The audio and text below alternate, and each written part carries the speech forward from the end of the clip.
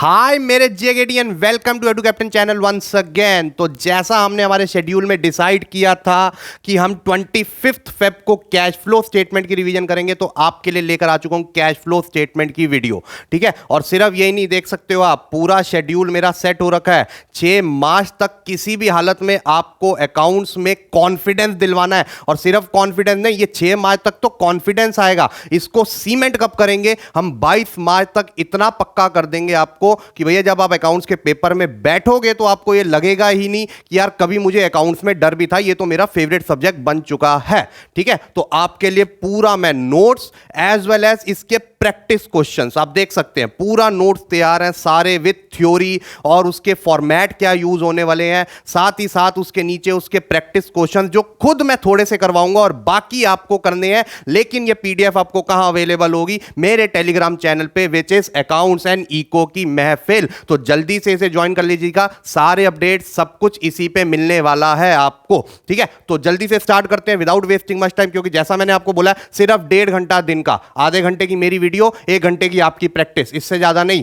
मैं चाहे तो भरपूर क्वेश्चन डाल सकता था, लेकिन मैंने लिमिटेड रखे हैं सो दैट बच्चा जो है बाकी सब्जेक्ट्स पे भी कंसंट्रेट कर सके। ठीक है, चलो स्टार्ट करते हैं। तो सबसे पहले बात करते हैं हमारे कैश फ्लो स्टेटमेंट की, कि कैश फ्लो स्टेटमेंट है क्या भाई, क्यों बना रहे हैं, क्यों झंझट, ये चैप्टर डाला क्यों? तो कैश फ्लो स्टेटमेंट देखो सिंपल सी बात है, देखो हर कंपनी के लिए फंड्स, फाइनेंस बहुत इंपॉर्टेंट है, कितना है कितना नहीं है। आपने अपने बिजनेस स्टडीज में भी एक चैप्टर पढ़ा होगा फाइनेंशियल मैनेजमेंट, और उसके अंदर जितने भी आपके डिसीजन होते हैं ना, फाइनेंसिंग हो, इन्वेस्टिंग हो, डिविडेंड हो, या जितने भी हो, उन सब में एक पॉइंट कॉमन होता है, कैश फ्लो पोजीशन। भैया कंपनी की कैश फ्लो पोजीशन क्या चल रही है, कितना पैसा है, क्योंकि वो स्टेटमेंट ऑफ पीएनएल से नहीं पता चल पाएगा, क्योंकि स्टेटमेंट ऑफ पीएनएल में तो प्रॉफिट पता चलता है, and profit does not mean कि उतना आपके पास कैश भी है। भैया क्रेडिट बेसिस पे भी तो होता है ना, तो उस क्रेडिट बेसिस से कैश बेसिस पे ट्रांसफर करने के लिए हम एक अकाउंट बनाते हैं, हम एक स्टेटमेंट बनाते हैं जिसका नाम है कैश फ्लो स्टेटमेंट, जिसका सोल पर्पस है कि हम ये देख सकेंगे भाई डिफरेंट एक्टिविटीज से हमारा जो है कितना कितना पैसा जो है लग रहा है, कितना आ रहा है, कितना जा रहा है, सो दैट हम एक इंफॉर्म डिसीजन ले सके मैनेजमेंट के लिए, इन्वेस्टर्स के लिए, बहुत सारे लोगों के लिए जो पैसा लेंड कर रहे हैं कंपनी को, उनके लिए, उन सब के लिए ये statement one of the most important statement है। ठीक है, और इस स्टेटमेंट में हमें बेसिकली सिर्फ कैश नहीं देखना, हमें कैश एंड कैश इक्विवेलेंट्स देखने हैं। AS3 इज अकाउंटिंग स्टैंडर्ड 3, उसमें कैश एंड कैश इक्विवेलेंट्स में क्या क्या दिया हुआ है? कैश इन हैंड, जो हमारे पास पड़ा रहता है, जो कंपनी के गल्ले में पड़ा रहता है, गल्ला बोलते हैं ना देसी भाषा में, वो demand deposits with bank like current account, जो कि इतने लिक्विड है, जब मर्जी चाहो। आजकल देखो बैंकिंग ट्रांजैक्शंस कितनी इजी हो गई है, तो उसको कैश के बराबर माना गया। एंड सिमिलरली ये मोस्ट इंपॉर्टेंट पार्ट है आपका शॉर्ट टर्म लिक्विड इन्वेस्टमेंट, जिसका दूसरा नाम मार्केटेबल सिक्योरिटीज, या फिर हम इसको करंट इन्वेस्टमेंट्स के नाम से भी जानते हैं। ये चीज बहुत इंपॉर्टेंट है कि जो आपकी करंट इन्वेस्टमेंट, करंट एसेट में जहां पर भी देख लो short term investment, marketable securities या करंट इन्वेस्टमेंट, उसको आपने कैश फ्लो बनाते वक्त कंसीडर नहीं करना, क्योंकि वो कैश एंड कैश इक्विवेलेंट है। ये बात याद रखिएगा। ठीक है, अच्छा 3 मेजर हमने जो है पार्ट्स में डिवाइड करना होता है हमारा कैश फ्लो स्टेटमेंट को, जिसमें सबसे पहला आ जाता है हमारा cash flow from operating. One of the most important is cash flow from operating. यार मेन बिजनेस क्या है, वहां से कितना पैसा आ रहा है, कितना जा रहा है, जिसमें आपको जो ट्रांजैक्शंस है वो कुछ ऐसी देखने को मिलती है, कैश सेल्स, कैश परचेजेस, ये इनफ्लो आउटफ्लो। देखो जिससे भी पैसा आएगा फर्म के पास, वो पैसा आना चाहिए, वो इनफ्लो, क्योंकि हमारा जो ऑब्जेक्टिव है, हम किस बेसिस पे बना रहे हैं cash flow statement? Cash basis पे बना रहे हैं, एक्रूवल पे नहीं। जितनी अकाउंटिंग आज तक आपने लाइफ में पढ़ी है वो सारी एक्रूवल बेसिस पे पढ़ी है, सिर्फ ये इकलौता ऐसा है जो कैश बेसिस पे आप पढ़ेंगे। तो कैश सेल्स हो रही है तो कैश इनफ्लो, कैश परचेजेस हो रही है cash outflow, cash receive from debtors, payment to creditors, फलाना ढिमकाना, मतलब ये बहुत सारी हैं, सारी डिस्कस नहीं करूंगा। आपको नोट्स मिल जाएंगे मेरे टेलीग्राम पे, आपको वहां से पता चल जाएगा। ठीक है, क्योंकि अभी मेरा ऑब्जेक्टिव है आपको प्रैक्टिकल पक्का करा दूं, 6 नंबर का क्वेश्चन आना है उसमें से। ठीक है, अच्छा अगर हम आगे चलें, अच्छा एक बात याद रखना, मैंने यहां पर प्रॉपर नोट से मेंशन करा हुआ है कि भैया अगर आपकी कोई फाइनेंसिंग कंपनी है तो उसके लिए इंटरेस्ट पे करना, ठीक है जी, इंटरेस्ट रिसीव करना, ये सारी उसके लिए ऑपरेटिंग एक्टिविटी है। और सिर्फ 2 ऐसी ट्रांजैक्शन होती है जो भले ही फाइनेंसिंग हो या नॉन फाइनेंसिंग कंपनी हो, उनके लिए वो फाइनेंसिंग में ही जाती है, जैसे issue of equity shares and dividend paid. ये बात याद रखें क्योंकि कई बार क्वेश्चन आता है और बच्चे गलत करते हैं, वाइवा में भी आई होप काफियों ने गलत करा होगा, आई होप नहीं, आई थिंक। ठीक है, तो issue of equity shares and dividend paid, ये सिर्फ 2 ऐसी ट्रांजैक्शन है जो फाइनेंसिंग रहती है, भले ही फाइनेंसिंग कंपनी हो या नॉन फाइनेंसिंग कंपनी हो। ठीक है, उसके अलावा अगर हम आगे चलें हमारी cash flow from investing activity में, तो cash flow from investing activity जो है वो उससे रिलेट करती है कि जितने भी हम इन्वेस्टमेंट करते हैं, इन्वेस्टमेंट यहां पर एक लेमन लैंग्वेज की टर्म्स में इन्वेस्टमेंट नहीं है, जो कंपनीज में वर्ड यूज होता है इन्वेस्टमेंट का कि मशीनरी खरीदना, ब्रांच ओपन करना, जितने भी बड़े फिक्स्ड एसेट्स हैं, नॉन करंट इन्वेस्टमेंट्स हैं, इन सब में जब इन्वेस्टमेंट होता है, इससे रिलेटेड जब कैश फ्लो होता है तो वो हम कैश फ्लो फ्रॉम इन्वेस्टिंग में होता है। फॉर एग्जाम्पल अगर मैं बात करूं आपसे, तो सेल ऑफ फिक्स्ड एसेट, ठीक है, उसके अलावा purchase of fixed asset, sale of non current investment, purchase of non current investment. अच्छा, इन्वेस्टमेंट की बात कर रहे हैं तो मार्केटेबल सिक्योरिटीज को एक्सक्लूड करेंगे, ये बात याद रखना, ठीक है। Dividend received, rent received, commission paid, loans and advances granted, sale on intangible asset like patents, ये वो etcetera. Again we are just focusing on cash inflow and cash outflow, इससे ज्यादा हम किसी पे फोकस नहीं कर रहे हैं। अच्छा, मूविंग ऑन। अच्छा, एक चीज मैं आपको इसमें बता दूं, जैसे अगर यहां पर लिखा हुआ ना ये आपका डिविडेंड रिसीव्ड, तो अगर कोई फाइनेंसिंग कंपनी है तो उसके लिए dividend received is operating activity, ठीक है। मैं लिख देता हूं ये फाइनेंसिंग कंपनी के लिए, for financing company it is operating, it is operating, ये ऑपरेटिंग एक्टिविटी को बिलोंग करता है, ठीक है, फाइनेंसिंग कंपनी के लिए dividend received. Similarly interest received भी। लेकिन जो रेंट रिसीव्ड है वो अगर कोई आपकी ऐसी कंपनीज होती है ना, रियल एस्टेट कंपनीज, उसके लिए रेंट रिसीव जो हो जाएगा वो ऑपरेटिंग हो जाएगा, ठीक है। और क्वेश्चन में अगर मेंशन नहीं है कि कैसी टाइप की आपकी कंपनी है, तो आप नॉर्मल इन्वेस्टिंग में ही डालोगे इन सब को, ये बात याद रखिएगा। चलिए अगला चलते हैं, हमारी थर्ड टाइप की जो एक्टिविटी, और इसी शेड्यूल में आपको बनाना होता है। पहले आप ऑपरेटिंग का बनाते हो कैश फ्लो में, फिर इन्वेस्टिंग का बनाते हो, फिर फाइनेंसिंग का बनाते हो, फिर नेट चेंज देखते हो, फिर ऐड उसमें ओपनिंग करते हो। अभी पूरा फॉर्मेट डिस्कस करने वाला हूं, ठीक है। तो कैश फ्लो फ्रॉम, अगर मैं इन्वेस्टिंग फाइनेंसिंग की बात करूं, तो कैश फ्लो फ्रॉम फाइनेंसिंग में सारा आपको वो आया था कि कहां कहां से हम पैसा उठाते हैं, उनमें क्या चेंजेस आ रहे हैं, उससे क्या कैश फ्लो में हमारा चेंज आ रहा है, जो कि हम दो चीजें मेन देखते हैं इसमें। एक होता है हमारा इक्विटी एंड दूसरा होता है हमारा non current liability. Non current liability, सिर्फ ये दो पार्ट देखने हैं। और करंट लायबिलिटी में सिर्फ अगर शॉर्ट टर्म बोरोविंग्स आ रहा है, क्या आ रहा है, शॉर्ट टर्म बोरोविंग्स, ठीक है। तो सिर्फ ये देखना है, इक्विटी वहीं से पता चलेगा फाइनेंसिंग का सारा, नॉन करंट लायबिलिटी वहीं से पता चलेगा। और अगर करंट लायबिलिटी में short term borrowing, short term borrowings को वो बैंक ओवरड्राफ्ट के नाम से भी दे सकता है या फिर वो कैश क्रेडिट के नाम से भी दे सकता है। ये सारे नाम याद रखिएगा क्योंकि तैयारी पूरी होनी चाहिए, ठीक है। अच्छा, इनफ्लो में सॉरी मैं इन्वेस्टिंग में आपको बताना भूल गया कि इन्वेस्टिंग में हमको सिर्फ और सिर्फ नॉन करंट एसेट देखने हैं। क्या देखने होते हैं, सिर्फ और सिर्फ नॉन करंट एसेट, ठीक है। उसी से हमारा इन्वेस्टिंग निकल के आता है। और करंट एसेट में अगर कोई short term loans and advances है, जो कि आपको हार्डली किसी क्वेश्चन में देखने को मिलेगा, लेकिन मैं यहां पर लिख देता हूं करंट एसेट में अगर short term loans and advances है, ठीक है, आपने दिया है, लिया नहीं है ये, तो इसीलिए इन्वेस्टिंग एक्टिविटी में ये दिखाया जा रहा है। तो ये सारा सीन होता है। तो आई गेस आपको पूरा ब्रीफ मिल चुका है कि यार कैसी कैसी एक्टिविटीज होती है, कौन कौन सी ट्रांजैक्शन जाती है, एक्सेट्रा। अगर मैं फिर से फाइनेंसिंग पे आऊं, तो फाइनेंसिंग, अगर कोई फाइनेंसिंग कंपनी है तो उसके लिए इश्यू ऑफ डिबेंचर्स, ठीक है जी, उसके लिए लोन देना, लोन लेना, ये सारी ऑपरेटिंग में चली जाएगी। इंटरेस्ट देना, इंटरेस्ट मिलना, ये सारी ऑपरेटिंग में। सिर्फ दो ट्रांजैक्शन ऐसी है, एक है इश्यू ऑफ इक्विटी शेयर और दूसरा है आपका डिविडेंड पेड। ये भले ही फाइनेंसिंग हो या नॉन फाइनेंसिंग कंपनी हो, ये हमेशा फाइनेंसिंग एक्टिविटी में ही दिखाया जाएगा, ठीक है। Moving on to our format of cash flow statement. तो दो मेथड होते हैं कैश फ्लो स्टेटमेंट बनाने के, डायरेक्ट और इनडायरेक्ट। हमारे सिलेबस में डायरेक्ट नहीं आ रहा, सिर्फ इनडायरेक्ट है, जिसमें हम स्टेटमेंट ऑफ पीएनएल से ऑपोजिट चलते हैं, उल्टा चलते हैं, और जो चीजें हमारी नॉट रिक्वायर्ड है ऑपरेटिंग में, वो हम हटाते जाते हैं। तो सबसे पहली चीज जो हमें चाहिए होती है हमारी ऑपरेटिंग एक्टिविटी को करने के लिए, वो है net profit before tax and extraordinary item. Net profit before tax and extraordinary item. अच्छा, ये निकलता कैसे है, इसको अलग से वर्किंग नोट में दिखाएंगे। ये निकलता कैसे, इसको अलग से वर्किंग नोट में दिखाएंगे। और जरूरी नहीं है कि वर्किंग नोट में, कई लोगों की प्रैक्टिस होती है ऐसी कि वो उसी फॉर्मेट के अंदर दिखा देते हैं। तो as you wish, as you wish, इतनी कोई बड़ी बात नहीं है उसमें, ठीक है। तो net profit before tax and extraordinary item आपका कैसे निकलेगा, देखो सबसे पहले आपको कभी भी देखना बैलेंस शीट में ना, रिजर्व एंड सरप्लस में एक सरप्लस करके चीज दी होती है, ठीक है। तो उसका आपने कुछ भी नहीं करना, क्लोजिंग माइनस ओपनिंग करना है। क्या करना है आपने, क्लोजिंग माइनस ओपनिंग करना है। और आपके पास आ जाएगा कि आपने उस साल कितना प्रॉफिट कमाया था, जिसको हम बोलते हैं net profit for the year, जिसको हम क्या बोलते हैं, net profit for the year. और उसमें सारा हम जो है हमारी एप्रोप्रिएशंस ऐड कर देते हैं जो हमारी ऑपरेटिंग एक्टिविटी को बिलोंग नहीं करती है। जैसे फॉर एग्जांपल अगर मैं बात करूं transfer to general reserve, general reserve में जब भी हम जनरल रिजर्व क्रिएट करते हैं क्या करते हैं, प्रॉफिट तो ट्रांसफर करते हैं और कुछ थोड़ी ना करते हैं, ठीक है। तो वो तो एक नॉन कैश हुआ, लेकिन वो आपके प्रॉफिट से माइनस हो रखा है, इसीलिए हम ऐड बैक कर रहे हैं। मैं हर चीज का लॉजिक नहीं बताऊंगा क्योंकि हमें क्विक रिवीजन करनी है, ठीक है, लेकिन बस मैंने आपको आइडिया दे दिया, तो ये लॉजिक हर चीज में लगाते जाना आप, ठीक है। सिमिलरली आपका प्रोविजन फॉर टैक्स, जो आपने उस साल प्रोविजन फॉर टैक्स बनाया, अभी इसका अकाउंट भी बनाना सिखाऊंगा। और उसके अलावा provision for dividend during the year, आपने कोई इंटरिम डिविडेंड दिया, प्रोपोज डिविडेंड सिर्फ प्रीवियस ईयर का देखते हैं, ये बात याद रखिएगा। मैं लिख देता हूं यहां पर, प्रोपोज डिविडेंड दिया होता है आपको क्वेश्चन में, और वो सिर्फ और सिर्फ आपको प्रीवियस ईयर का देखना होता है, करंट ईयर का नहीं देखना होता। करंट ईयर जहां भी दिया हो इग्नोर कर दो, टोटली इग्नोर कर दो,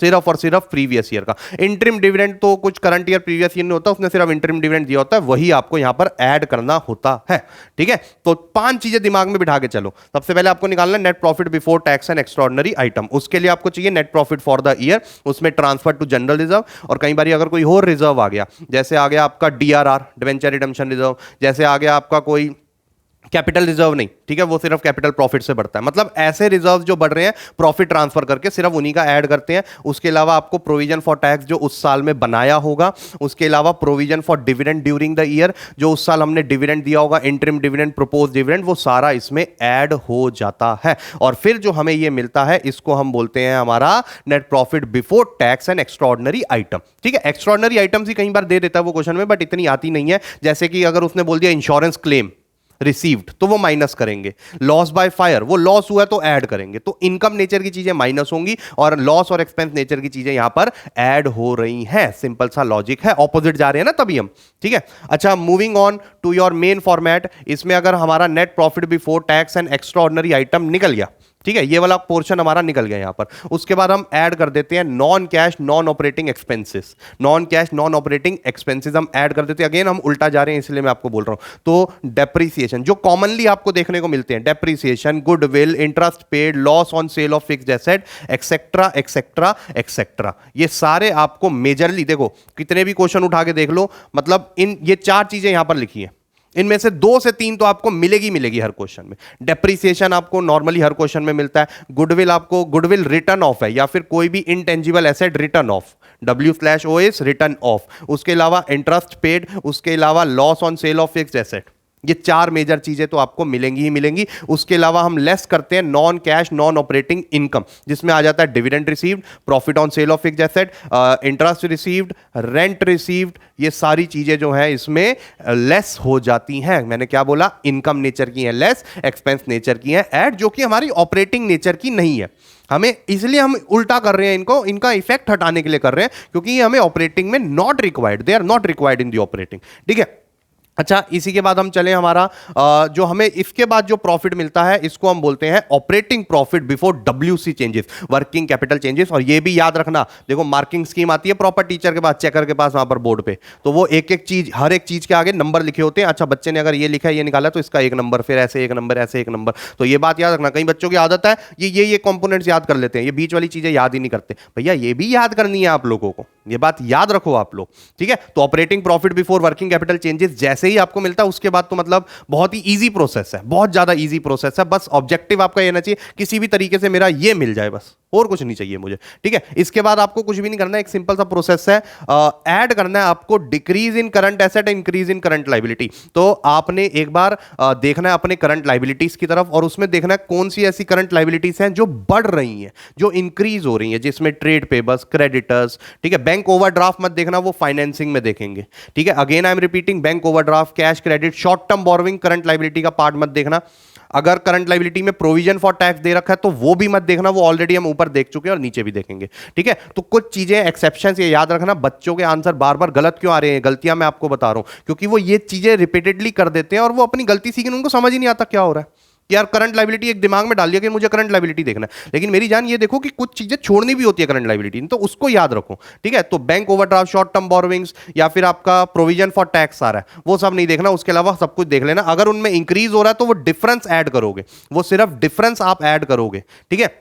सिमिलरली करंट एसेट्स की तरफ देखोगे, करंट एसेट में आपको क्या नहीं देखना, सिर्फ short term loans and advances, marketable securities and आपका कैश एंड कैश इक्विवेलेंट्स, ये चीजें नहीं देखनी है। मार्केटेबल सिक्योरिटीज का दूसरा नाम करंट इन्वेस्टमेंट, ठीक है, या शॉर्ट टर्म इन्वेस्टमेंट, ये सारी चीजें आपको नहीं देखनी है। उसके अलावा ट्रेड रिसीवेबल है, इन्वेंट्री है, प्रीपेड एक्सपेंसेस है, ये सारे जब आपको दिख जाते हैं और अगर उनमें डिक्रीज हो रहा है तो डिफरेंस अमाउंट हम ऐड करते हैं, ये बात याद रखिएगा। करंट लाइबिलिटी इंक्रीज का डिफरेंस अमाउंट और करंट एसेट डिक्रीज का डिफरेंस अमाउंट, ये दोनों ऐड होते हैं और अलग से आपको लिखने होते हैं, यहां पर अभी क्वेश्चन कराऊंगा उसमें देखना। उसके अलावा इंक्रीज इन करंट एसेट और डिक्रीज इन करंट लायबिलिटी, इसी का ऑपोजिट हमें क्या करना होता है, सब्ट्रैक्ट। इसी का ऑपोजिट हमें क्या करना होता है, सब्ट्रैक्ट, ठीक है। तो लॉजिक्स पे अभी नहीं जा रहा, एक लॉजिक मैं आपको बता देता हूं। जैसे सपोज करो करंट एसेट्स की बात कर रहे हैं हम, करंट एसेट्स में डेटर्स डिक्रीज हो रहे हैं। डेटर्स डिक्रीज क्यों होते हैं, डेटर डिक्रीज इसलिए होते हैं या तो उन्होंने पेमेंट करी होगी या बैड डेट हुए होंगे। तो अगर क्वेश्चन में कुछ मेंशन नहीं है तो हम यही मानेंगे कि यार पेमेंट हुई है। तो अगर पेमेंट हो गई है, पैसा आ गया, तो ऐड करेंगे ना। तो यही लॉजिक आप सब पे लगा लो, आपको अपने आप सारी गेम पता चल जाएगी। और एक बात याद रखना, मैं अपने एक्सपीरियंस से कह रहा हूं, लॉजिक्स पकड़ के चलोगे ना गेम में, लॉजिक्स पकड़ के, तो कभी नहीं भूलोगे, जिंदगी भर नहीं भूलोगे भाई। मैं आपको अपना पर्सनल एक्सपीरियंस बता रहा हूं, आज तक नहीं भूला ये सारी चीजें मैं, ठीक है। अच्छा, मूविंग ऑन, तो जैसे ही आपने ये स्टेप कर लिया, इसके बाद जो आपको चीज मिलती है वो होता है cash generated from operating activities. क्या मिलता है आपको, कैश जनरेटेड फ्रॉम, अभी भी पूरा नहीं हुआ, ये अभी आपको मिला cash generated from operating activities. इसमें हम माइनस करते हैं इनकम टैक्स पेड, इसमें हम माइनस करते हैं इनकम टैक्स पेड। अच्छा, वो प्रोविजन फॉर टैक्स मेड और ये इनकम टैक्स पेड कहीं कोई केसेस में डिफरेंट होता है, कहीं केसेस में सेम अमाउंट होती है। वो क्या केसेस होते हैं वो सब मैं आपको बताऊंगा अभी। और फिर उसके बाद अगर आपकी कोई एक्स्ट्रा ऑर्डिनरी आइटम क्वेश्चन में दी हुई है which is least likely to come, in case दी हुई है, तो हम क्या करते हैं, उसको हम ऐड करते हैं। जैसे इंश्योरेंस क्लेम रिसीव्ड, ठीक है, अगर ऑपरेटिंग एक्टिविटी का जैसे loss by fire of goods, loss of goods by fire अगर ऐसा दे रखा और उस पर इंश्योरेंस क्लेम है, तो गुड्स किसको बिलोंग करते हैं, ऑपरेटिंग एक्टिविटी को, तो उस पर जो इंश्योरेंस क्लेम मिला है हम ऐड करेंगे। अगर यही loss of machinery by fire होता और उस पर इंश्योरेंस क्लेम मिला होता, वो इन्वेस्टिंग में चला जाता। तो ये डिफरेंस याद रखना, हालांकि इतना डिटेल में क्वेश्चंस नहीं आते हैं, ठीक है। और फिर फाइनली आपका मिल जाता है cash flow from operating activity. यहां पर बच्चा चैन की सांस लेता है, क्योंकि ये भैया ये बहुत तगड़ा है, ये बहुत तगड़ा है, बिलीव मी, ठीक है जी। आज टीचर्स भी कई बार ये डरते हैं ये वाला करने से, भाई गलत ना आ जाए आंसर, बहुत तगड़ा। चलो, ये होते ही हमारे अगले पार्ट पे आ जाते हैं which is investing activity. Investing activity का कोई इनडायरेक्ट मेथड नहीं है, इसका डायरेक्ट मेथड है, हमें सीधा देखना है। मैंने क्या बोला, इन्वेस्टिंग एक्टिविटी के लिए सिर्फ और सिर्फ आपको नॉन करंट एसेट देखने हैं। और करंट एसेट में अगर short term loans and advances आ रहे होंगे जो कि आपको नहीं देखने को मिलेंगे, तो non current assets and adjustments देखनी है, ठीक है। क्या देखनी है, एडजस्टमेंट्स। एडजस्टमेंट्स में कई बार दिया होता है रेंट रिसीव्ड, फलाना ढिमकाना, ये वो एक्सेट्रा, ठीक है। तो जब भी आपको क्वेश्चन में सेल ऑफ फिक्स एसेट मिल जाए कहीं पर, अच्छा कई बार डायरेक्टली नहीं दिया होता, अकाउंट बना के करना पड़ता है, वो भी अभी सब सिखाऊंगा। उसके अलावा sale of long term investment, उसके अलावा interest received, dividend received, rent received, और माइनस क्या क्या होगा, purchase of fix asset, purchase of long term investment. कई बच्चों को लगता है सर डेप्रिसिएशन नहीं आएगा, अरे डेप्रिसिएशन कोई कैश वाली आइटम थोड़ी ना, ऑपरेटिंग में इसलिए डालते हैं क्योंकि इफेक्ट हटाना होता है, उसका ऐड करते हैं, ठीक है जी। कई बच्चे बोलते हैं sir intangible asset return of नहीं आएगा, नहीं क्यों भाई, वो कैश वाली थोड़ी ना यार, कैसी बातें डाल रहे हो अपने दिमाग में, सिर्फ एक कैश कंपोनेंट, एकदम प्रॉपर बनिए के तरीके से हो जाओ, ठीक है जी। मैं ये क्वेश्चन करता हूं, मैं बनिए का दिमाग डाल लेता हूं अपने अंदर, ठीक है जी, कि भैया कैश कैश कैश कैश चाहिए, मुझे कैश चाहिए, बस ये वाली चीज है आपकी, ठीक है। और जैसे ही आप अपना इन्वेस्टिंग खत्म करोगे, अच्छा ये चीज मैं आपको बताना भूल गया कि आंसर या तो पॉजिटिव आएगा या तो नेगेटिव आएगा। If the answer is positive, if the answer is positive किसी भी एक्टिविटी का, तो इसमें आप लिखते हो cash flow from, cash flow from, ठीक है जी। और अगर आंसर इज नेगेटिव तो उसमें आप लिखते हो cash used in that activity, activity का नाम आगे, ठीक है। तो ये बात याद रखिएगा, बहुत इंपॉर्टेंट बात है, मैं आपको बता रहा हूं। कई बच्चे क्या आधा आधा एक एक नंबर इन गलतियों का भी कटवा आते हैं, लेकिन हमारा ऑब्जेक्टिव है एसआरसीसी, ये बात याद रखना, ठीक है। अगला आता है आपका cash flow from financing activity. इसमें आ गया आपका proceeds from issue of shares. सीधा देख लो, इशू आपकी शेयर कैपिटल बढ़ रही है तो इशू और बढ़ने वाला ही क्वेश्चन आएगा, आपको कम वाला नहीं आएगा। लेकिन एडजस्टमेंट में देख लेना कहीं बोनस इशू तो नहीं है, अगर बोनस इशू है तो मुफ्त के शेयर दिए गए हैं और उससे कोई पैसा नहीं आया आपका। Proceeds from issue of debentures, ऐसे ही डिबेंचर्स, इसमें अकाउंट बनाने को नहीं मिलेगा आपको, इसमें अकाउंट नहीं बनता है, अकाउंट बनता है ऑपरेटिंग का, टैक्स का, ठीक है, उसके अलावा आपका एसेट का, बस। इसके अलावा फाइनेंसिंग में कोई आपको अकाउंट बनाने की जरूरत नहीं पड़ती है। रीपेमेंट ऑफ डिवेंचर्स, अगेन अगर डिवेंचर्स कम हो रहे हैं, लॉन्ग टर्म बोरोइंग कम हो रही है, redemption of preference shares, interest paid, dividend paid, ठीक है, ये सब इंटरिम डिविडेंड, प्रपोज डिविडेंड दोनों आ जाएंगे। और फिर फाइनल आपका आंसर निकल आएगा फाइनेंसिंग एक्टिविटी का। किसका आंसर निकल आएगा? फाइनेंसिंग एक्टिविटी का। ये तीनों आपने निकाल लिए। फिर आपने चौथा चीज निकालनी होती है नेट इंक्रीज और decrease, net change in cash and cash equivalent. आपने तीनों के आंसर ऐड कर दिया, जिसका यूज आया नेगेटिव आया उसका माइनस हो जाएगा, जिसका पॉजिटिव आया उसका प्लस हो जाएगा। टेक्निकली आपको तीनों का ऐड करना है और फिर आप ये ऐड कर देते हो अपने opening cash and cash equivalents में। किस में ऐड कर देते हो? Opening cash and cash equivalents में। और फिर जाकर आपका आता है closing cash and cash equivalents. और बस आपको कुछ भी नहीं करना होता। कैश फ्लो की खासियत सबसे ज्यादा यही होती है कि बच्चा वहीं पर श्योर हो जाता है कि मेरा आंसर ठीक आया कि नहीं आया, जब उसका closing cash and cash equivalents as per cash flow statement जो है वो वही आए जो बैलेंस शीट में दे रखा है, तो वहां पर वो श्योर हो जाता है। ठीक है, तो बस यही कॉन्फिडेंस आपको छोटे छोटे गेन करने होते हैं। तो ये आपको पूरा फॉर्मेट मैंने डिस्कस कर लिया। अब थोड़ा सा मैं आपको बता दूं अकाउंट कैसे बनते हैं, फिर हम क्वेश्चंस करते हैं। ठीक है, तो अगर मैं आपके अकाउंट की बात करूंगा, ठीक है जी, तो अकाउंट में हम चलते हैं हमारे सबसे पहले बात करते हैं प्रोविजन फॉर टैक्स के केसेस की। किसकी बात करेंगे हम? प्रोविजन फॉर टैक्स के केसेस की। ठीक है जी, चलो, तो अगर हम प्रोविजन फॉर टैक्स के केसेस की बात करें तो 3 केसेस होते हैं। Case number 1, provision for tax में सबसे पहला केस, सिंगल अमाउंट गिवन है टैक्स की, single amount of tax is given. ठीक है, एक सिंगल अमाउंट गिवन है टैक्स की, एडजस्टमेंट में उसने कहीं पर दे दिया इनकम टैक्स पेड। ना तो provision for tax account exist करता है बैलेंस शीट में, ना ओपनिंग है ना क्लोजिंग है, कुछ भी नहीं है, सिर्फ सिंगल अमाउंट आपको दे रखी है। तो यही सिंगल अमाउंट आपकी ऐड हो जाएगी वो net profit before tax and extraordinary item, इसको मैं लिख देता हूं पीबीआईटी निकालने के लिए, यही ऐड हो जाती है और यही नीचे सब्ट्रैक्ट हो जाती है कैश फ्लो फ्रॉम ऑपरेटिंग निकालने के लिए, कैश फ्लो फ्रॉम ऑपरेटिंग निकालने के लिए। क्या ये बात आप लोगों को समझ में आई कि नहीं आई? ठीक है जी, जब सिंगल अमाउंट दे रखी हो तो यही ऐड और यही सब्ट्रैक्ट। फॉर्मेट याद है ना, ऊपर ऐड होता था प्रोविजन फॉर टैक्स, नीचे इनकम टैक्स पेड माइनस होता था। तो जब सिंगल अमाउंट दिया तो हमारे पास कोई ऑप्शन ही नहीं, यही मानेंगे इतना ही प्रोविजन बनाया है और इतना ही आपने टैक्स पे करा है। तो प्लस एंड माइनस, कई बच्चों के माइंड में क्वेश्चन आता है सर जब same he amount plus and minus और क्यों करें? बेटे फॉर्मेट है यार, फॉलो कर ले, नंबर खींचने कि नहीं खींचने तुझे। ठीक है, तो ये सारी गेम इसमें होती है। अच्छा, moving on to second case, इसमें क्या होता है आपका provision for tax account exist करता है, provision for tax account, provision for tax account exist. ठीक है, तो इसमें क्या होगा आपका, अगर provision for tax account exist कर रहा है आपका, तो इसका मतलब है उसका ओपनिंग बैलेंस होगा और क्लोजिंग बैलेंस होगा, ओपनिंग एंड क्लोजिंग बैलेंस। ठीक है, लेकिन no adjustment is there, no adjustment is there. आपको पूरे क्वेश्चन में कहीं पर भी वो एडजस्टमेंट दे ही नहीं रखी, कितना टैक्स पे करा, कितना प्रोविजन बनाया, ये वो एक्सेट्रा, कुछ भी नहीं। सिर्फ उसने बोला प्रोविजन फॉर टैक्स ऊपर दे दिया, short term provision balance sheet में आ रहा होगा, प्रोविजन फॉर टैक्स, एडजस्टमेंट में कुछ नहीं दिया टैक्स के बारे में। तो जो इसका ओपनिंग बैलेंस होता है वो हम ऊपर अमाउंट, सॉरी वो क्लोजिंग बैलेंस जो होता है वो हम ऊपर ऐड करते हैं हमारा पीबीआईटी में, profit before interest and tax निकालने के लिए, जो क्लोजिंग अमाउंट होता है। क्योंकि हम ये एज्यूम करते हैं कि इस साल जो क्लोजिंग बैलेंस है इस साल हमने उतना प्रोविजन बनाया होगा, और जो ओपनिंग बैलेंस है, प्रोविजन हमेशा फ्यूचर के लिए बनाया जाता है, तो इसका मतलब हमने ओपनिंग बैलेंस जितना प्रोविजन बनाया था वो इस साल हमें टैक्स पे करना था, इसलिए हम पहले से प्रिपेयर करके चल रहे थे। तो ये हम सब्ट्रैक्ट करेंगे, ये वाली अमाउंट हमारी सब्ट्रैक्ट हो जाती है। ऊपर वाले केस में same amount plus and minus, इस वाले में ओपनिंग वाली जो बैलेंस है वो सब्ट्रैक्ट हो जाएगा नीचे कैश फ्लो फ्रॉम ऑपरेटिंग निकालने के लिए, और जो क्लोजिंग बैलेंस है वो मेरा ऐड हो जाएगा पीबीआईटी निकालने के लिए। ये बात याद रखिएगा, ये बात याद रखिएगा। ठीक है, और चलते हैं हमारा तीसरा एंड मोस्ट इंपॉर्टेंट केस, जिसमें सबसे ज्यादा दिक्कत आती है। अभी तक अकाउंट बनाने की जरूरत नहीं पड़ती। अच्छा, एक बात याद रखना, कैश फ्लो में अकाउंट सिर्फ तभी बनेगा जब ओपनिंग और क्लोजिंग बैलेंस दिए हो और उससे रिलेटेड एडजस्टमेंट दे रखी हो जो अकाउंट में आती हो। ठीक है, जैसे अगर मैं बात करूं प्रोविजन फॉर टैक्स, अभी 2 केस डिस्कस करें, प्रोविजन फॉर टैक्स का अकाउंट नहीं बना, लेकिन जैसे ही मैं तीसरा केस डिस्कस करूंगा हमारा प्रोविजन फॉर टैक्स का अकाउंट बनेगा। इसमें क्या क्या होता है, इसमें आपका provision for tax account exist करता है। ठीक है, provision for tax account exist करता है।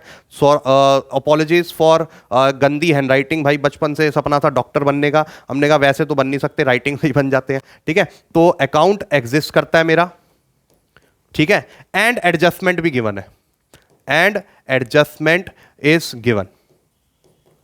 ठीक है, तो ये भी मुझे दी हुई है। तो इसमें हमेशा प्रोविजन फॉर टैक्स, मैंने क्या बोला, अकाउंट बनाने की सिर्फ दो कंडीशन है, ओपनिंग क्लोजिंग बैलेंस जो कि आपको बैलेंस शीट में देख के पता चल जाएगा दिया कि नहीं दिया, और उसके बाद उसकी एडजस्टमेंट दियो जो उस अकाउंट में आती है। तो हमारा प्रोविजन फॉर टैक्स का फॉर्मेट क्या रहता है, ध्यान से देखिएगा, प्रोविजन फॉर टैक्स का फॉर्मेट क्या रहता है, डेबिट क्रेडिट, ठीक है, it is a liability, it is a liability. ठीक है, अच्छा ये फॉर्मेट्स बनाते वक्त एकदम वो मत हो जाना कि भैया जर्नल फोलियो नहीं बनाया सर आपने, ये वो इतना स्ट्रिक्टली चेक नहीं करते इनको। तो पर्टिकुलर अमाउंट, जो भी आपका बैलेंस बीडी है वो यहां आ जाएगा, जो भी आपका बैलेंस सीडी है वो यहां आ जाएगा। ठीक है, balance BD is opening balance, balance CD is closing balance, आप यहां पर अमाउंट डाल दोगे। ठीक है, अगर आपको एडजस्टमेंट में दिया हुआ है टैक्स पेड, क्या दिया हुआ है, टैक्स पेड, तो वो यहां पर आ जाएगा, वो यहां पर आ जाएगा। मैं आप लोगों के लिए लिख देता हूं, ये वाली अमाउंट जो है वो टैक्स पेड है, ये वाली जो अमाउंट है वो टैक्स पेड है। ठीक है, और फिर आपका बैलेंसिंग फिगर से, क्योंकि debit is equal to credit, हमें पता है डुअलिटी प्रिंसिपल अकाउंट्स में, तो debit is equal to credit से हमारा बैलेंसिंग फिगर से पता चल जाएगा हमने कितना इस साल जो है टैक्स प्रोविजन बनाया था। प्रोविजन फॉर टैक्स मेड आ जाएगा, ये प्रोविजन फॉर टैक्स मेड। ठीक है जी, क्या आ गया ये, प्रोविजन फॉर टैक्स मेड। ठीक है, और अब मैं आपको बता दूं मेन चीज, अकाउंट तो बना लोगे, काफी बच्चे बना लेते हैं, कौन सी अमाउंट ऐड करनी है, कौन सी सब्ट्रैक्ट करनी है। तो ये जो आपका प्रोविजन फॉर टैक्स आया है ये आप ऐड करोगे पीबीआईटी के लिए, और ये वाला जो टैक्स पेड आया है ये आप सब्ट्रैक्ट करोगे। क्या करोगे, सब्ट्रैक्ट करोगे आपका कैश फ्लो फ्रॉम ऑपरेटिंग निकालने के लिए, और ये हमेशा यही रहेगा। अगर एडजस्टमेंट में टैक्स पेड दे दिया तो प्रोविजन फॉर टैक्स मेड निकल के आ जाएगा, अगर टैक्स मेड दे दिया तो फिर टैक्स पेड निकल के आ जाएगा, रहेगा यही हमेशा ऐड होगा और यही हमेशा सब्ट्रैक्ट होगा। ये आपका फॉर्मेट होता है प्रोविजन फॉर टैक्स अकाउंट का। किसका फॉर्मेट होता है, प्रोविजन फॉर टैक्स अकाउंट का। अगर हम चले हमारे एसेट की तरफ, आई होप ये क्लियर है, क्योंकि एक तो यही आएगा, ठीक है, और दूसरा एसेट का अकाउंट ज्यादा से ज्यादा बनाने को आ सकता है।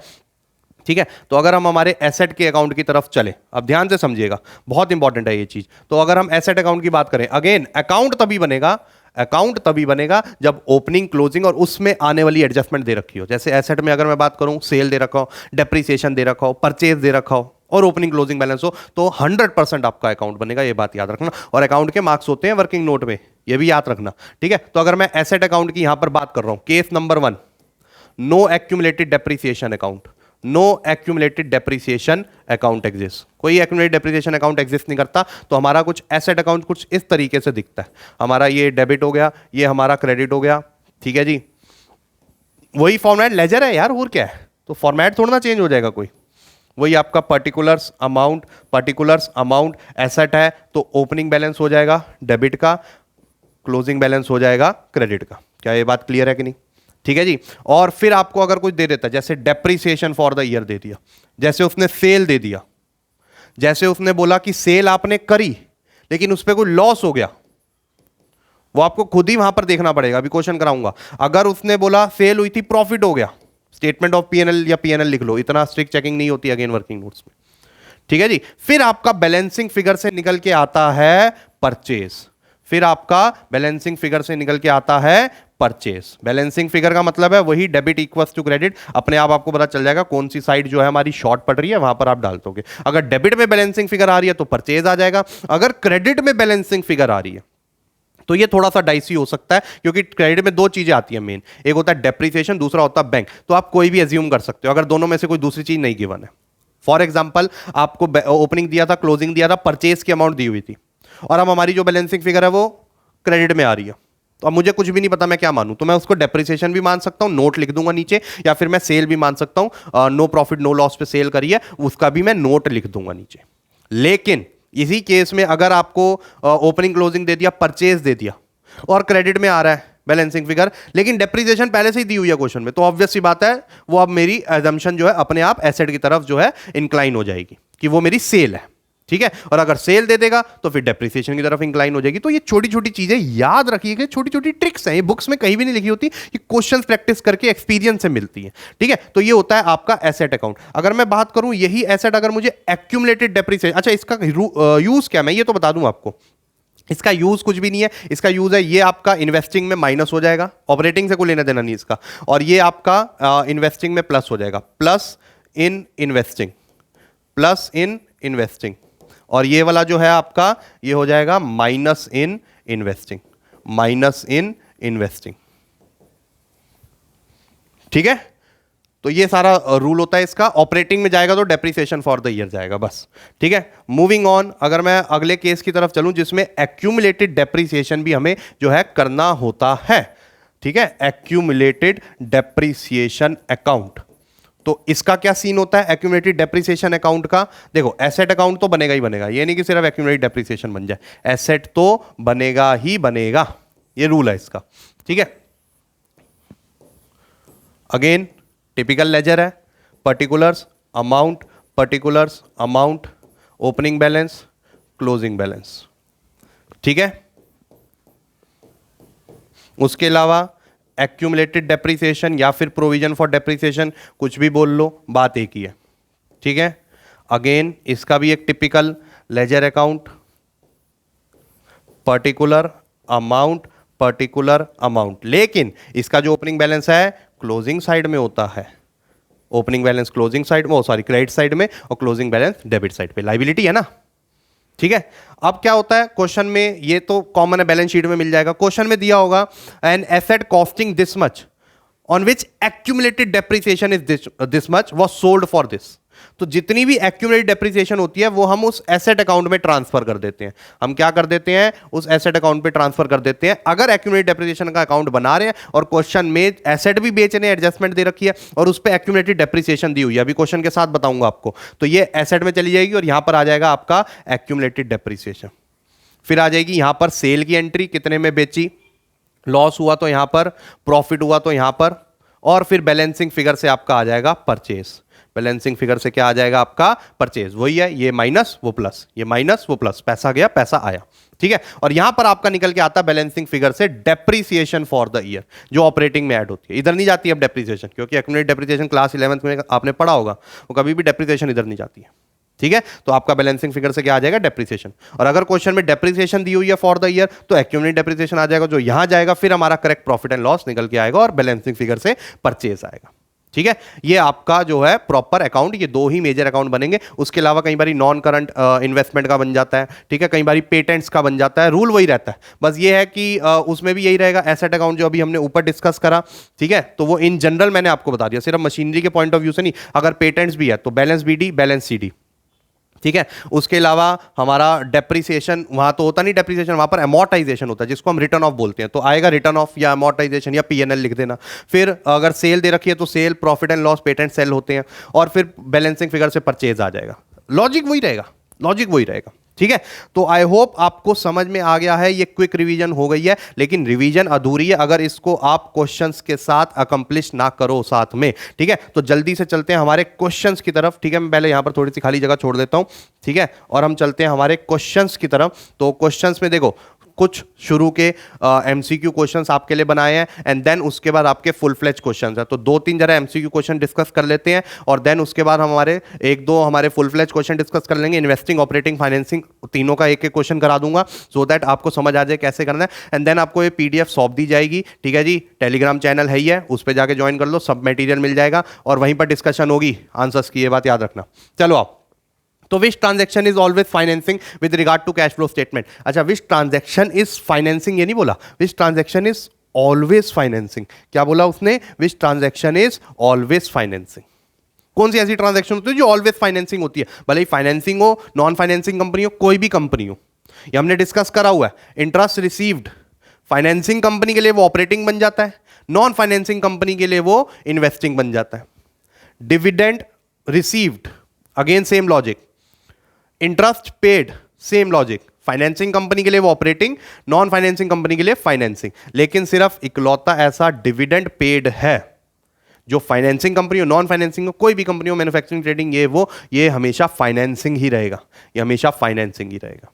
ठीक है, अच्छा moving on, to another question. अब एमसीक्यू क्वेश्चन में कई बार प्रैक्टिकल खुद सॉल्व करने को आ जाते हैं और इसमें वो आपकी वर्किंग नहीं मानती, वो अकाउंट नहीं मांगेगा पूरा, वो सिर्फ आपका आंसर देखेगा। तो अगर आप रफ में भी निकाल रहे हो, बार बार बच्चों को एडवाइस करता हूँ एमसीक्यू करते वक्त नीचे ही उसकी वर्किंग कर दो, ताकि टीचर को कॉन्फिडेंस आ जाए कि भाई बच्चा खुद कर रहा है।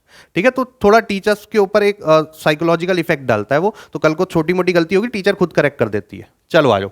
तो अगर हम बात करें हमारा सेकंड क्वेश्चन का, on 1 October 2018 micro limited issued 20,000 8% debentures of 100 each. कितने डिवेंचर्स? 20,000 8% debentures of 100 each. अगर डिवेंचर्स इशू कर रहे हैं तो कौन सी एक्टिविटी चलेगी? फाइनेंसिंग। ठीक है, और उस पर अगर हम कोई प्रीमियम कलेक्ट करते हैं तो वो भी फाइनेंसिंग में जाएगा, ये बात याद रखना। And paid interest of 80,000 of these debentures on 31 March 2019। Last date पे उसने 80,000 का इंटरेस्ट पे कर दिया। Calculate cash flow from financing activity for the period ending 31 March 2019। तो 20,000 इंटू 100, 20 लाख तो आपका पॉजिटिव का हो गया, क्योंकि जब भी डिवेंचर्स हम इशू करेंगे पैसा आएगा। जब भी हम डिवेंचर्स इशू करेंगे पैसा आएगा, तो 20 लाख आपका हो गया पॉजिटिव का। ठीक है, उसके अलावा अगर मैं बात करूं उसने 80,000 पे करा है, तो 80,000 हो गया नेगेटिव का, 80,000 हो गया नेगेटिव का। ठीक है, ये ज्यादा लिख दिया शायद मैंने, तो 80,000 में ये 2 जीरो हट जाएंगे, तो 20 लाख माइनस 80,000, ये कितना आ जाएगा आपका? I guess 19,20,000, 19,20,000। ठीक है, तो आई होप ये समझ आ गया आपको, और आंसर आया पॉजिटिव, आंसर आया पॉजिटिव। तो कैश यूज नहीं है, कैश फ्लो है, इस बात का भी ध्यान रखना, क्योंकि कई बच्चे 1920 पढ़ते ही इसको टिक कर देंगे, लेकिन उसने आगे क्या लिखा हुआ मेरी जान? कैश यूज लिखा है, हमारा तो पॉजिटिव आ रहा है। तो एमसीक्यू में भैया बड़ी अटेंशन मांगता है वो आपकी, ये छोटी छोटी गलतियां ना घर पे फिर दीवार पे आके मुक्के ही मारोगे, और कुछ नहीं होगा, ये बात याद रखना। तो 19,20,000 cash flow from financing activity is your correct answer. ठीक है, आई होप आपको समझ में आ गया है। चलो अब चलते हैं फुल फ्लैज क्वेश्चन, बाकी आप अटेम्प्ट करना, हम डिस्कस करेंगे। ठीक है, चलो अब थोड़ा सा फुल फ्लैज क्वेश्चन पे चलते हैं। हमारा क्वेश्चन नंबर है आई गेस 11 क्वेश्चन नंबर है, ये रहा आपका, देखो। और बोर्ड लेवल के हैं, टेंशन मत लेना, कुछ मुश्किल नहीं है, बोर्ड लेवल के हैं। तो अगर इनको कर लेते हो तो ऐसा समझो बोर्ड की ही तैयारी हो रही है, मतलब बोर्ड की ही हो रही है वैसे, बट ऐसा समझो बोर्ड में बैठ के कर रहे हो। तो अगर हो गया तो कॉन्फिडेंट होते रहना हर आंसर के साथ, और नहीं हुआ तो अंडर कॉन्फिडेंट नहीं होना, अपने भरोसा रखना है और खुद पहले गलती चेक करनी है, फिर मेरे से आके पूछना। चलो आ जाओ। तो मूविंग ऑन, देखो 2 पार्ट्स में डिवाइडेड है। 6 नंबर का आता है 3 और 3। उसने क्या बोला? From the following information of Nova limited calculate cash flow from investing activity. Machinery at cost दे दिया, एक्यूमुलेट डेप्रिसिएशन दे दिया, गुडविल दे दिया, लैंड दे दिया ड्यूरिंग द ईयर। अच्छा, अकाउंट बनवा लिया उसने हमसे, अकाउंट बनवा लिया। चलो आ जाओ, कोई दिक्कत वाली बात ही नहीं है यार, कोई दिक्कत वाली बात नहीं है। मैं यहां पर कर देता हूं आपका क्वेश्चन नंबर 11। ठीक है, और हेडिंग डाल देते हैं फर्स्ट पार्ट, पूरा ऐसे प्रॉपर फॉर्मेट के साथ। ऊपर डालेंगे हमारा कैश फ्लो, शायद कैश, या तो कैश फ्लो स्टेटमेंट लिख लो, फिर आप अपने फॉर्मेट के अंदर कैश फ्लो फ्रॉम इन्वेस्टिंग लिख लेना, या फिर सीधा ही कैश फ्लो फ्रॉम इन्वेस्टिंग से भी स्टार्ट कर सकते हो, इतना टेंशन लेने की जरूरत नहीं है। कौन से शेड्यूल के अंदर है इसका फॉर्मेट? AS3 accounting standard 3। ठीक है, तो cash flow from financing activity is the topic of our answer. ठीक है, again apologies for bad handwriting, logic मैंने आपको बता दिया क्यों बैड है। ठीक है, ज़्यादा बड़ा नहीं बनाएंगे, छोटा सा ही बनाएंगे, ज़्यादा एंट्रीज है नहीं, हमने देख लिया। पर्टिकुलर्स और अमाउंट। ठीक है, और फिर यहां पर आ जाएगा हमारा वर्किंग नोट। ठीक है, वर्किंग नोट में हमें क्या बनाना है? हमारा मशीनरी अकाउंट भी बनेगा और हमारा एक्यूमुलेटेड डेप्रिसिएशन अकाउंट भी बनेगा, मशीनरी अकाउंट भी और एक्यूमुलेटेड डेप्रिसिएशन अकाउंट भी। चलो पहले फॉर्मेट बना लेते हैं, फिर वहां से इंफॉर्मेशन लेकर आते हैं, यहां पर डालते हैं। तो मशीनरी अकाउंट डेबिट क्रेडिट। ठीक है, सिंपल लेजर फॉर्मेट है, ज्यादा बड़े बड़े मत बनाना। ठीक है, क्यों थका रहे हो अपने आप को? क्यों थक रहे हो? अक्षय कुमार का डायलॉग था ना, तो थकना नहीं है।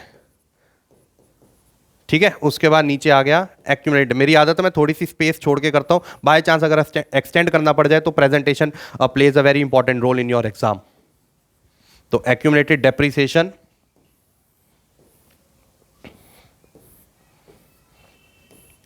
Particular amount, particular amount. चलो आ जाओ देखते हैं क्या बोलता है हमें, मशीनरी का दे दिया ओपनिंग बैलेंस। ये ध्यान रखना, कई बच्चों को क्वेश्चन प्रैक्टिस कर करके इतनी आदत हो जाती है, इसी को ओपनिंग इसी को क्लोजिंग, यही आदत डाल देता है। यहां पर ओपनिंग दे देगा क्वेश्चन में, यहां पर क्लोजिंग दे देगा, बच्चे सारा गलत कराएंगे, सारा आता हुआ। तो अटेंटिव, ठीक है। ओपनिंग 3 लाख मशीनरी का और क्लोजिंग 5 लाख, उसका 80,000 और 1 लाख, ठीक है। 3 लाख, थोड़ा सा ऐसे लिख रहा हूं, और 5 लाख, ठीक है। और यहां पर आ जाएगा आपका बैलेंस बीडी, बैलेंस सीडी। ये था आपका आई गेस, देखना ही पड़ेगा भैया, 1 लाख क्लोजिंग था और 80,000 ओपनिंग था। यस, 80,000 ओपनिंग और 1 लाख क्लोजिंग, ठीक है जी। तो ये पूरी इसकी गेम होती है। चलो आ जाओ, एडजस्टमेंट क्या बोल रहा है उसको भी देख लेते हैं एक बारी। एडजस्टमेंट में कह रहा है during the year machine costing, देखो बोल दिया कॉस्टिंग 50,000 ऑन विच एक्यूमुलेट। चलो एक एक पहले, इस पे बाद में आता हूं मैं। सपोज करो ये नहीं है, भूल जाओ कि ये चीज एग्जिस्ट ही नहीं करती है यहां पर, ठीक है। ये वाली एडजस्टमेंट को भूल जाओ, ऐसा कुछ एग्जिस्ट करता है। अगर फिर हम इसको कैसे करते, अब ध्यान से देखना, यहां पर ये भी बता दूं, अगर सिर्फ कोई एडजस्टमेंट ना होती तो कोई अकाउंट बनाने की जरूरत नहीं है। जो ये इंक्रीज हो रहा है एसेट मशीनरी, तो सीधा आप परचेज ऑफ मशीनरी मान लेते, सीधा आप परचेज ऑफ मशीनरी मान लेते। और यही अगर जो आपकी एक्यूमुलेटेड डेप्रिसिएशन जो है बढ़ रही है, वो डेप्रिसिएशन फॉर द ईयर है, बस सीधा। तो वो depreciation for the year operating में ऐड, और ये वाली इन्वेस्टिंग में माइनस, क्योंकि हम खरीद रहे हैं, ठीक है। और अब जब हम ये मान लेते हैं कि एडजस्टमेंट भी दे रखी है, तो फिर हम कैसे करते हैं, देखो during the year machine costing 50,000, क्या है 50,000 की हमने खरीदी थी, यूज भी तो करी होगी ना, डेप्रिसिएशन नहीं लगी होगी। On which accumulated depreciation 35,000। पहला रूल है कि जो भी एक्यूमुलेटेड डेप्रिसिएशन है आप उसमें ट्रांसफर करोगे, 35,000 आपके मशीनरी अकाउंट में ट्रांसफर होगी, 35,000 आपके मशीनरी अकाउंट में ट्रांसफर होगी। यहां पर एक्यूमुलेटेड डेप्रिसिएशन का नाम लिख के 35,000, ठीक है। तो कॉस्टिंग थी भाई साहब की 50,000 की, 35,000 की यूज कर चुके थे, हमने डाल दिया। बची कितने, बेची कितने की, 12,000 रुपए की बेची। कितने की बेची, 12,000 रुपए की बेची। तो बैंक आ गया यहां पर 12।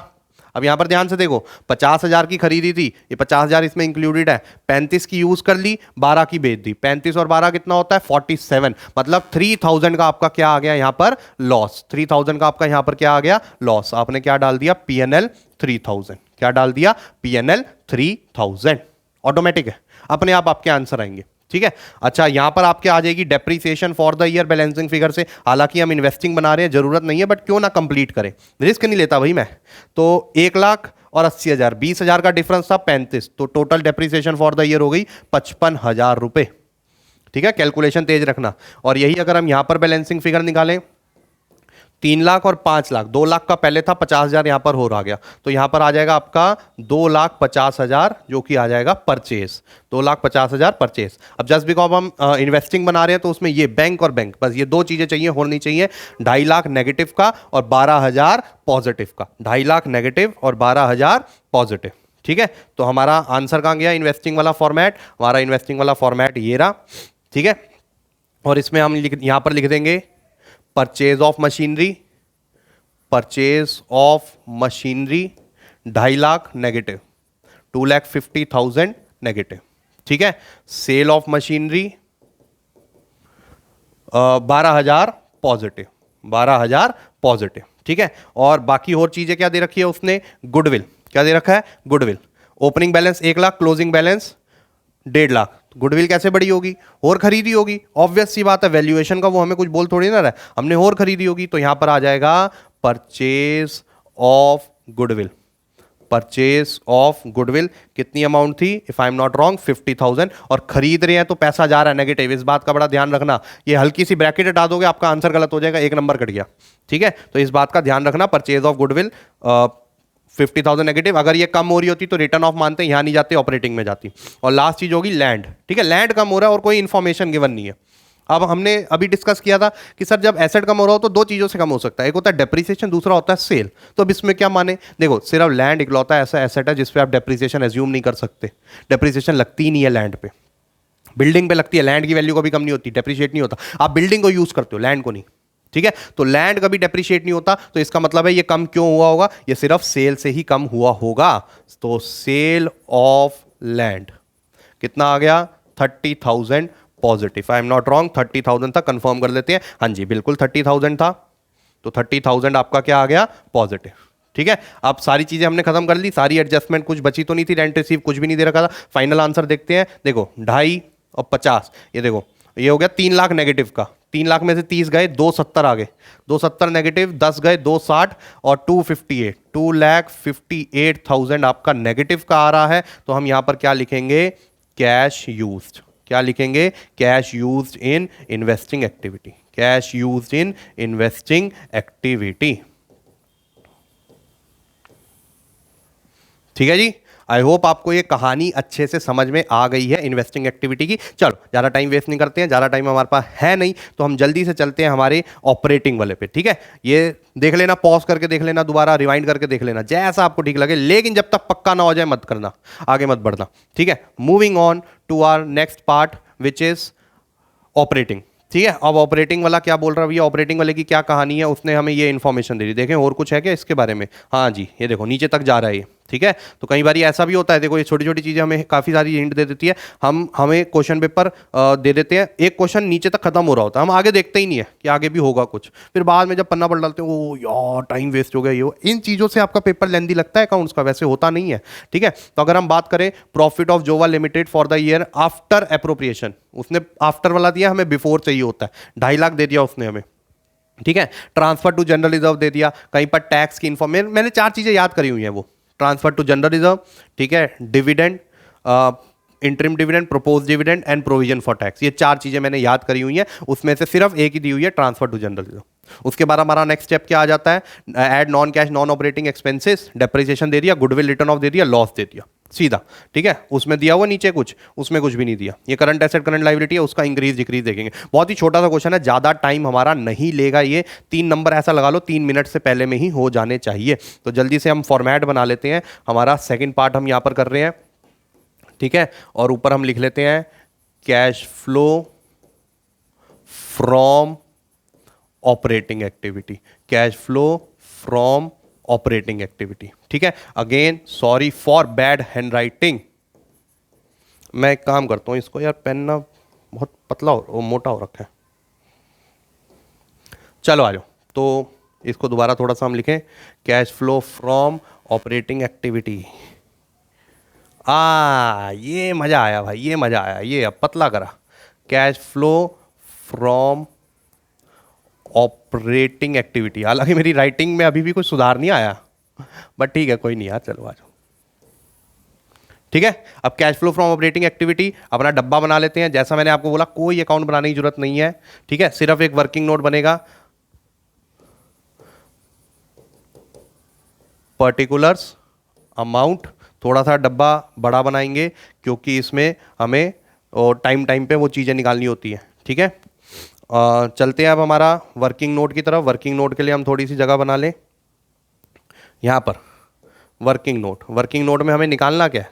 वर्किंग नोट में हमें जो है निकालना है आपका net profit before tax and extraordinary item. ठीक है, तो सीधा ही दिखा देंगे हम, calculation of net profit before tax and extraordinary item, net profit before tax and extraordinary item. ठीक है, ये लिख लेना आगे। अब इस पे आ जाए, सबसे पहले हमें क्या दिया हुआ था? Net profit for the year, net profit for the year.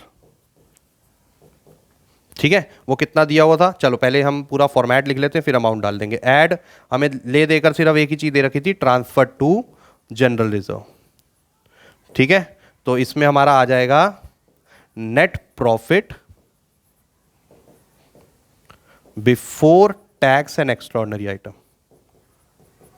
ठीक है, चलो आ जाओ, कितनी अमाउंट दे रखी थी? Let's see. तो हमें net profit for the year दे रखा है आपका 2,50,000 और ट्रांसफर टू रिजर्व दे रखा है 22,500। नेट प्रॉफिट ही दे रखा है ना, ये भी देख लेना, कई बार लॉस दिखा होता है, हम पॉजिटिव लिख दें तो गलत हो जाएगा। तो net profit for the year is 2,50,000 और transfer to general reserve is 22,500। तो यहां पर हो गया 2,50,000, उसके बाद 22,500, ये दोनों ऐड हो रहे हैं, तो ये हो जाएगा आपका 2,72,500। तो हमारे फॉर्मेट में जो यूज होने वाला है वो ये अमाउंट यूज होने वाली है, 2,72,500। तो यहां पर आ जाएगा आपका नेट प्रॉफिट बिफोर टैक्स और ऊपर यहाँ पर लिख देंगे मैडम जी वर्किंग नोट 1 जाकर देख लीजिए। ये छोटी छोटी चीज़ें भैया, फुल मार्क्स 80 वाले पेपर में आप देखना कोई भी कमी नहीं होती ऐसी। तो ये आया था आपका 2,72,500। इसमें आपका ऐड हो जाएगा अब non cash non operating expenses, non cash non operating expenses. ठीक है जी। और इसमें मुझे क्या क्या दिया हुआ था पहले मैं लिख लेता हूं, फिर अमाउंट लिख दूंगा। डेप्रिसिएशन फॉर द ईयर दिया हुआ था मुझे उसने गुडविल रिटर्न ऑफ दिया हुआ था, मुझे उसने loss on sale of furniture दिया हुआ था। देख रहे हो भाई, भाई की मेमोरी चेक कर रहे हो तुम, है कि नहीं कमाल। चलो आ जाओ। तो डेप्रिसिएशन 20, गुडविल 9 और लॉस ऑन सेल 2, ये सारी चीजें मेरी ऐड होनी है। 20, 9 और 2, ये हो गया आपका 31,000। चलो आ जाओ। तो डेप्रिसिएशन 20, गुडविल रिटर्न ऑफ 9 और लॉस ऑन सेल 2, तो ये हो गया आपका 31,000 जो कि मैंने बाहर ऐड कर दिया। 20, 29 और 2 31। अब नेगेटिव का तो कुछ दे नहीं रखा था, तो ये आ जाएगा आपका 270 और 30 होता है 3 लाख। 3,03,500, 3,03,500। कोई गलती हो जाए तो बता देना यार, कई बार कैलकुलेशन मिस्टेक टीचर से भी हो जाती है। ये क्या आया है ये लिखना बड़ा जरूरी है। ये आया आपका net profit before WC changes, या operating profit, sorry my bad, operating profit before WC changes. WC is working capital. मैं यहां पर ऐसे लिख रहा हूं, आपने पूरा लिखना है। कहीं जाकर प्रूफ दिखा दो CBSE में, सर देख लो सर ने ऐसे कराया था, तो हम तो ऐसे ही लिखेंगे ना। मैं आपको पहले से क्लियर करके चल रहा हूं, आपने पूरा लिखना है। अब इसमें आपका जो है ऐड हो जाएगा increase in current liability, decrease in current asset. ठीक है, increase in current liability, decrease in current asset. अगर मैं वो देखूं ध्यान से तो क्या क्या दे रखा था, ये वाला पोर्शन मेरा खत्म हो गया पूरा, ये पूरा यूटिलाइज हो चुका है मेरा। ठीक है, चलो आ जाओ। इधर और कुछ नहीं दे रखा था, इधर आ जाओ। देखो income received in advance, income received in advance opening 8,000 है, क्लोजिंग मेरा 0 है। Opening 8,000, closing 0। Income received in advance is my current liability, is my current liability. ये करंट लाइबिलिटी हो गया, ये करंट एसेट हो गया। अच्छा, करंट एसेट आपका कम हो रहा है तो ये माइनस होता है। ठीक है, ठीक है, और सॉरी ऐड होता है। और करंट लाइबिलिटी भी कम हो रही है, ये माइनस होता है। तो 8,000 नेगेटिव का डालना है और 4,000 हमारा पॉजिटिव का डालना है। ठीक है, चलो आ जाओ। तो इनकम रिसीव्ड इन एडवांस 8,000 से कम हो रहा है और डिक्रीज इन इन्वेंट्री 4,000 से। चलो, तो मेरे आंसर में हमारा यहां पर ऐड हो जाएगा डिक्रीज इन इन्वेंट्री 4,000, सीधा बाहर लिख दिया क्योंकि इसका और कुछ है नहीं। और लेस में आ जाएगा मेरा decrease in current liability, increase in current asset. ठीक है, और इसमें आ जाएगा मेरा decrease in income received in advance या इंटरेस्ट रिसीव्ड इन एडवांस। ठीक है, वो 8,000 मेरा नेगेटिव का। तो 4 और 8, 8 नेगेटिव का इसमें से माइनस करूंगा तो आ जाएगा 2,99,500 पॉजिटिव का। क्या आ गया 2,09,000। और टैक्स वाला कोई सीन नहीं है, सीधा ये मेरा बन जाएगा cash flow from operating, cash flow from operating. ठीक है, ये मेरा यहां पर कंप्लीट हो गया, ये मेरा यहां पर कंप्लीट हो गया क्योंकि टैक्स वाला था नहीं तो सीधा मेरा ये आ गया। अदरवाइज ये आता है अभी आपका कैश जनरेटेड फ्रॉम ऑपरेशंस। ठीक है, फिर उसके बाद टैक्स पेड माइनस होता है, फिर आता है कैश फ्लो फ्रॉम ऑपरेटिंग। तो आई होप आपको समझ में आ गई ये सारी कहानी। इन्वेस्टिंग भी कर लिया हमने, हमारा फाइनेंसिंग भी सॉरी ऑपरेटिंग भी कर लिया हमने। ठीक है, अब चलो एक फाइनेंसिंग का क्वेश्चन कर ले हम जल्दी से, एक फाइनेंसिंग का क्वेश्चन भी कर लेते हैं ताकि हमारे लिए जो है कहानी थोड़ी सी ईजी हो जाए। ठीक है, चलो आओ देखते हैं फाइनेंसिंग का कौन सा है। ओहो सर जी, आ जाओ। क्वेश्चन नंबर 12 में अब देखो ऐसे वाले क्वेश्चन भी आ जाते हैं जिसमें आपको ऑपरेटिंग का सीधा उसने आंसर दे दिया और इन्वेस्टिंग फाइनेंसिंग आपको निकालना पड़ेगा और फिर आपको पूरा कैश फ्लो स्टेटमेंट बनाना पड़ेगा। यही कर दें क्या, यही कर दें? देखें भाई, चलो कर देते हैं इसमें 1 और 2। चलो एक इंटरेस्ट वाली सीन भी आ गया इसमें, मेरे को वो आपको समझाना था, तो मैं सीधा इसमें सिर्फ फाइनेंसिंग करूंगा, इन्वेस्टिंग नहीं करूंगा। ठीक है, चलो आ जाओ, क्योंकि जैसे मैंने प्रॉमिस किया था आधे घंटे की वीडियो है, ज़्यादा नहीं। तो थोड़ा ऊपर नीचे हो जाएगा, उसके लिए सॉरी फॉर दैट, लेकिन आधे घंटे की वीडियो ही रखनी है। तो 12th क्वेश्चन है, कैश फ्लो स्टेटमेंट पूरा बनेगा यहाँ पर, ठीक है, cash flow statement for the year ended, ठीक है, और एज पर AS3 रिवाइज्ड, ये आपका पूरा फॉर्मेट बन जाएगा यहाँ पर, ठीक है जी। यहां पर आ जाएगा आपका पर्टिकुलर्स और अमाउंट।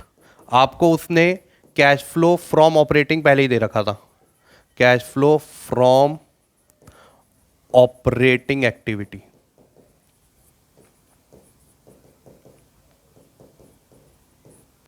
ठीक है। तो वो कितना दे रखा था, जितना भी दे रखा होगा यहां पर अमाउंट डाल देना। उसके बाद सेकंड आप खुद निकाल लोगे, which is cash flow from finance investing, cash flow from investing. मुझे फाइनेंसिंग सिखानी है तो इसीलिए मैं सिर्फ इसमें फाइनेंसिंग ही करने वाला हूं, ठीक है। तो वो भी आप अमाउंट निकाल के डाल लोगे, जितनी भी ट्रांजैक्शन आएंगी सब कुछ, ठीक है। उसके बाद हमारा तीसरे पार्ट पे चलते हैं, which is cash flow from financing. अब ये हमारा जो है ये इंपॉर्टेंट है, ये भी सीख लेते हैं एक बारी, ताकि हमारा पूरा कैश फ्लो जो है अच्छे से निपट जाए, ठीक है। चलो क्वेश्चन की तरफ चलते हैं। मैंने आपको जैसे पहले बताया था, आपको कुछ भी नहीं करना, कैश फ्लो फ्रॉम फाइनेंसिंग के लिए सिर्फ और सिर्फ अपनी नॉन करंट लाइबिलिटी और शेयर होल्डर्स फंड देखो, non current liability, share holder, और अगर करंट लाइबिलिटी में कोई शॉर्ट टर्म बोरिंग्स आ रही है जो कि नहीं आ रही है तो इग्नोर, सिर्फ ये दो कंपोनेंट देखने हैं। इसमें भी रिजर्व एंड सरप्लस वाला तो छोड़ ही दो, अनलेस एंड अनटिल आपका सिक्योरिटीज प्रीमियम रिजर्व दिया होता और वो बढ़ रहा होता तब आता फाइनेंसिंग में, क्योंकि उससे भी पैसा आया है और फाइनेंसिंग की वजह से आया है। उसके अलावा इग्नोर कर दो, सिर्फ share capital, long term borrowings और उससे रिलेटेड एडजस्टमेंट। शेयर कैपिटल का कोई नहीं है, यहीं पर देख लेते हैं। देखो 5 लाख है ओपनिंग और 9 लाख है closing, 5 lakh opening 9 lakh closing, तो सीधा कर देते हैं issue of shares, issue of shares. Equity देगा तो इक्विटी, प्रेफरेंस देगा तो प्रेफरेंस। आई गेस 4 लाख रुपए था यहां पर, ठीक है, 4 लाख था ना, 5 से 9 हो रहा था, हाँ ठीक है, 5 से 9 हो रहा है, 4 लाख रुपए पैसा आया होगा और शेयर्स देकर। अच्छा अब हम चले हमारे लॉन्ग टर्म बोरविंग्स की तरफ। लॉन्ग टर्म बोरविंग्स के लिए हमें देखना पड़ेगा हमारा नोट्स टू अकाउंट्स में सेकंड वाला। लॉन्ग टर्म बोरविंग्स है 2 लाख से 3 लाख हो गया, क्या हो गया, 2 लाख से 3 लाख। तो ये 2 लाख से 3 लाख में हमारे डिवेंचर्स इशू होंगे, इशू ऑफ डिवेंचर्स। 1 लाख पैसा आया अगेन, ठीक है। और यहां पर कहानी खत्म नहीं हुई है आपकी, इसके बाद आपका इंटरेस्ट भी आने वाला। देखो उसने इंटरेस्ट दिया हुआ है यहां पर आपके सामने, 9% debentures were issued on 1 April 2018। Investing नहीं करा रहा नीचे वाला, देखो। अच्छा इसका क्या रेलेवेंस है, देखो एक चीज मैं आपको बता दूं, जब भी ये डेट ना दियो, ऐसा कुछ ना दिया तो आपको 9% ये इंटरेस्ट रेट होता है, ये सबको पता है। तो हमें ये लगाना होता है ओपनिंग पे, इफ नथिंग इज मेंशन, ठीक है। अगर वो ऐसे स्पेसिफिकली दे दे कि हमने जो भी डिवेंचर इस साल इशू करें वो ओपनिंग में कर दिए, तो हमें ये 9% किस पे लगाना पड़ता है, क्लोजिंग पे लगाना पड़ता है, ठीक है। और यही अगर वो बीच की डेट दे दे, जैसे उसने बोल दिया 1 अक्टूबर को इशू करे थे, तो 6 महीने के लिए इंटरेस्ट लगाओगे ओपनिंग पे और 6 महीने के लिए क्लोजिंग पे।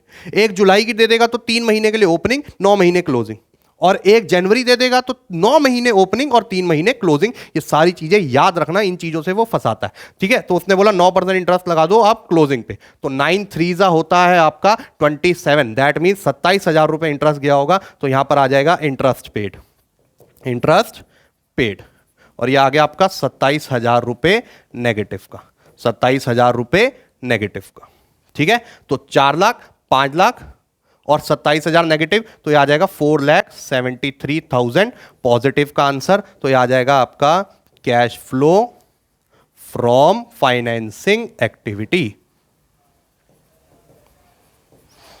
ठीक है। फिर उसके बाद अपना 4th वाला स्टेप करोगे आप, net change in cash and cash equivalents, जिसमें तीनों के आंसर ऐड करते हो। फिर 5th आपका हो जाता है add opening cash and cash equivalents, ठीक है। एंड देन लास्ट हो जाता है